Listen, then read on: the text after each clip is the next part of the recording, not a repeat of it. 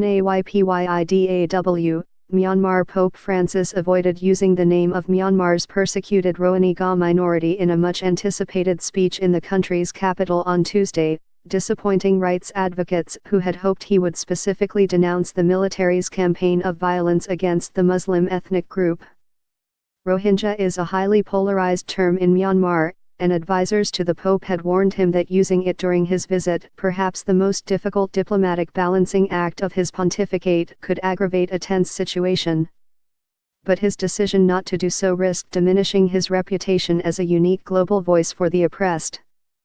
The future of Myanmar must be peace, a peace based on respect for the dignity and rights of each member of society, respect for each ethnic group and its identity, the Pope said, addressing Myanmar's civilian leader, Daw Aung San Suu Kyi, and the country's diplomatic corps, in a hall filled with Vatican prelates, military officials in green uniforms and civilian officials in suits. Francis said that respect for rule of law and the democratic order enables each individual and every group, none excluded, to offer its legitimate contribution to the common good. The Pope is often loath to publicly criticize his hosts when traveling, and in visits to countries from the United States to Egypt he has chosen to issue broad reminders about principles of democracy and justice, rather than dwell on specific shortcomings. But many believe the situation in Myanmar, which the United States and the United Nations have called ethnic cleansing, cried out for condemnation from a pope known for championing the suffering on the margins of the world. More than 620,000 Rohingya have fled the state of Rakhine in western Myanmar since August, when the military began a sustained campaign of killings, mass rape and arson in response to Rohingya militants' attacks on security posts. Pope Francis is expected to meet with Rohingya refugees in Bangladesh later in the week.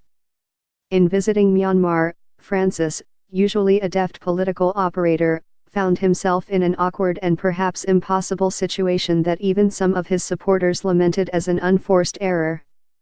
Myanmar does not acknowledge Rohingya as citizens, and most of the majority Buddhist population regards them as interlopers from Bangladesh. Because of this, the term Rohingya is contentious.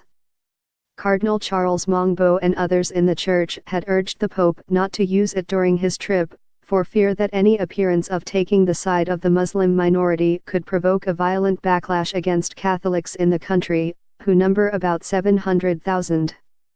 I have come, above all, to pray with the nation's small but fervent Catholic community, Francis said on Tuesday. To confirm them in their faith, and to encourage them in their efforts to contribute to the good of the nation. The Rohingya crisis has already sullied the global reputation of Ms.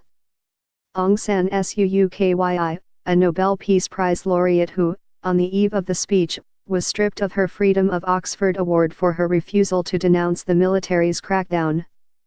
Speaking immediately before Francis, Ms.